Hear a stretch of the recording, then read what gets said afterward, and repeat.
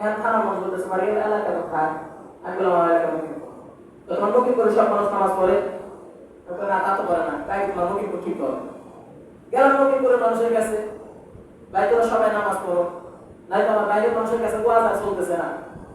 এখন আমার এলাকার মানুষ কইতেছে তোমার বাড়ির সবাই নামাজ পড়ে, হ্যাঁ তোমার বাড়ির সবাই নামাজ পড়ে, বাড়িতে গেলাম এই বাড়ির লোকরা সবাই তোমার নামাজ পড়ে দেবে। ওরা নামাজ পড়ে কি রে, তোরে দেখছি মাঝে মাঝে তোর ফজরের নামাজ কাজা হয়ে যায়, তুই আবার নামাজের কথা কেমনে কর, ওয়াজ মাঝে মাঝে কি ধরা খেয়ে যায়। তো আমার রাদিয়াল্লাহু তাআলা বলতেছিলাম তিনি তরবার নিয়ে রাসূলুল্লাহ সাল্লাল্লাহু আলাইহি ওয়াসাল্লামের কল্লা কাটার জন্য যাইতেছে। তো প্রতিমধ্যে একজন লোকের সাথে দেখা, হ্যাঁ তুমি কোথায় যাও? বলে আমি রাসূলের কল্লা আনার জন্য যাইতেছি। তো রাসূলের কল্লা আনার জন্য যাইতেছি, তোমার ঘরে খবর রাখছো তোমার বোন ফাতেমা যে ইসলাম ধর্ম গ্রহণ করছে, তোমার ভগ্নিপতি তোমার বোনের জামাই সাঈদ ইবনে খাত্তাব তিনি যে ইসলাম ধর্ম গ্রহণ করছে, তুমি খবর রাখছো কিনা? মানে রাগের মধ্যে সুসাইতেছে, কি একটা অবস্থা। মুহাম্মদের কাছে তারা কি পাইবে যে তারা যায় আর মুহাম্মদের হাতে হাত ধরে কালেমা পড়ে ইসলাম ধর্ম গ্রহণ করে ধর্ম ত্যাগ করে। হযরত ওমর ফারুক রাদিয়াল্লাহু তাআলা আনহু চলে গেলেন। বোনের বাড়িতে যাওয়ার পর ডাক দিয়ে বলতেছে, বোন তুমি দরজা খোলো। বোন ওই সময় সূরাতুত তাহা তেলাওয়াত করতেছিলেন, বলেন সুবহানাল্লাহ, সূরা তাহা তেলাওয়াত করতেছিলেন। হযরত ওমর ফারুক রাদিয়াল্লাহু তাআলা আনহু বাহির থেকে তেলাওয়াত শুনলেন, শোনার পর দরজা খোলার জন্য বললেন।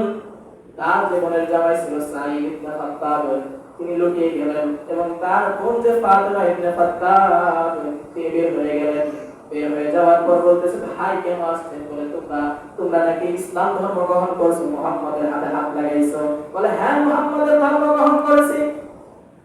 সেই মাত্র এই কথা বলেছে ওমর রাদিয়াল্লাহু তাআলা আনহু তার বোনকে বেদম আরম্ভ করে দিয়েছে, এমন ভাবে জখম করা শুরু করে দিয়েছে। এবার তার বোন জামাই যখন বেরিয়ে আসছে, তার বোন জামাইকেও সেবা শুরু করছে, বেদম শুরু করে দিয়েছে। এবার বলতে তোমরা কি ইসলাম ধর্ম কি ত্যাগ করবা? তার বোন ডাকতে বলে, যে নবীর কালেমা একবার পড়ছি, যে আল্লাহর প্রতি বিশ্বাস আনছি, তুমি যদি মারতে মারতে যদি আমাকে একবার দুনিয়া থেকে বিদায় করে দাও, তারপর এই ইসলাম ধর্ম আর কখনো ত্যাগ করব না। ওমর রাদিয়াল্লাহু তাআলা এই কথা শুনে আশ্চর্য, মুহাম্মদের কাছে গেলেই মানুষ পাগল হয়ে যায়, ঘটনা কি? তো মুহাম্মদের কাছে যাওয়া দরকার। তো তিনি তো ওই শুরুতে ঢুকার সময় সূরা তাহা তেলাওয়াত শুনছিলেন, মনে আছে না? সূরা তাহা তেলাওয়াত শুনছেন। আল্লাহ পাক রব্বুল আলামিন তাহার মধ্যে বলেন, তাহা মা আনজালনা আলাইকাল কুরআনা লিতাশকা ইল্লা তাযকিরাতাল লিমান ইয়াখশা তানজিলাম মিম্মান খালাকাস সামাওয়াতিল উলা। সুবহানাল্লাহ। আল্লাহ পাক রব্বুল আলামিন বলেন, দুনিয়ার বুকে তোমাদেরকে আমি পাঠাইছি হতভাগ্য জাতি হিসেবে থাকার জন্য আমি পাঠাই নাই।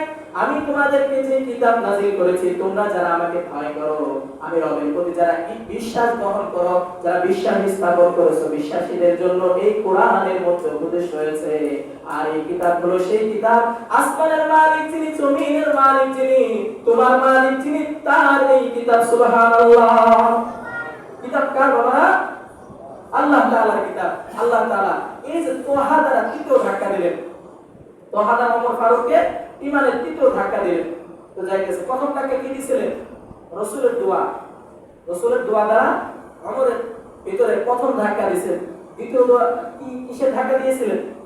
সূরাতুল হাক্কার ধাক্কা দিয়ে, হাক্কা দ্বারা ধাক্কা দিয়ে ইসলামের জন্য কবুল করেছেন। এবার সূরা তোহা ধাক্কা দিলেন। তো তিনি তরবাত নিয়ে তিনি রাসূলের দরবারে ছুটতে আরম্ভ করলেন, যাব রাসূলের সাথে দেখা করব। ওই সময় রাসূলুল্লাহ সাল্লাল্লাহু আলাইহি ওয়াসাল্লাম তিনার যে সাহাবী ছিলেন, সাহাবা বলতেছে, ও আল্লাহর নবী, আপনি এখান থেকে পালিয়ে যান, আপনি এখান থেকে চলে যান। ওই যে দেখা যাইতেছে খাত্তাবের ছেলে ওমর আসতেছে, সে যদি আসে আপনাকে হত্যা করবে, আপনাকে জখম করবে, আপনি এখান থেকে চলে যান, আমরা ওমরকে সামাল দিব। রাসূলুল্লাহ সাল্লাল্লাহু আলাইহি ওয়াসাল্লাম বলে, ওমরকে আসতে দাও। আমার কেমন যেন মনে হইতেছে, আমার ওই যে তাহাজ্জুদের নামাজ পড়ে আমি ওমরের জন্য দোয়া করেছিলাম, ওই দোয়া মনে হয় আল্লাহ তাআলা কবুল করেছে। সুবহানাল্লাহ। হযরত ওমর ফারুক রাদিয়াল্লাহু তাআলা আনহু তিনি রাসূলের দরবারে চলে গেলেন। যাওয়ার পর রাসূলুল্লাহ সাল্লাল্লাহু আলাইহি ওয়াসাল্লামের তার তাজাল্লি চেহারা দেখে পাগল হয়ে গেছে, তার প্রেমে আসক্ত হয়ে গেছে। যেরকম সুবহানাল্লাহ। রাসূলুল্লাহ সাল্লাল্লাহু আলাইহি ওয়াসাল্লামের সুন্দর চেহারা দ্বারা তার মনের মধ্যে ভালোবাসা সৃষ্টি হয়েছে। রাসূল সাল্লাল্লাহু আলাইহি ওয়াসাল্লাম কেমন সুন্দর ছিলেন, সাধারণ সত্য একটা দৃষ্টান্ত আপনাদের মাঝে দিতে চাই। বন্ধুরা আমার, বাবাজি আমার, হযরত আয়েশা সিদ্দিকা রাদিয়াল্লাহু তাআলা রাসূলুল্লাহ সাল্লাল্লাহু আলাইহি ওয়াসাল্লামের জন্য গোসলের পানির ব্যবস্থা করলেন। রাসূলুল্লাহ সাল্লাল্লাহু আলাইহি ওয়াসাল্লাম গোসল করবেন। রাসূলুল্লাহ সাল্লাল্লাহু আলাইহি ওয়াসাল্লামের একটা অভ্যাস ছিল, যখন তিনি গোসল করতেন একটা উঁচু তক্তার মধ্যে বসে তিনি গোসল করতেন। রাসূল গোসল করবেন, হযরত আয়েশা সিদ্দিকা রাদিয়াল্লাহু তাআলা মুতাহানা করতে যে ওই যে তক্তার নিচে যে একটা প্যারাক ছিল সেটা তার পায়ের মধ্যে ঢুকে গেছে।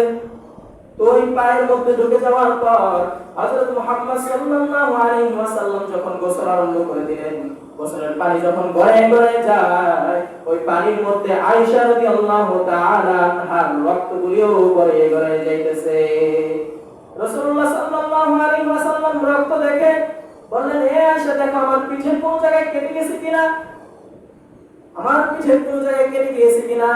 তো আয়েশা সিদ্দিকা রাদিয়াল্লাহু তাআলা বলতেছেন, না না রাসূল, এই যে রক্তগুলো যাইতেছে এটা আপনার শরীরের কোন অংশের কাটা রক্ত নয়। আমি আয়েশা আপনার গোসলের জন্য আমি যে তক্তাটা বিছাইতে গিয়েছিলাম তাড়াহুড়া করার জন্য, কোন তক্তার নিচে যে প্যারাকটা ছিল ওই প্যারাকটা আমার পায়ের মধ্যে ঢুকে গেছে রাসূল। তিনি তাড়াহুড়া করে নেমে পড়লেন, যে আয়েশা, তোমার পায়ের মধ্যে প্যারাক ঢুকে গেছে, তুমি কেন নামলো না?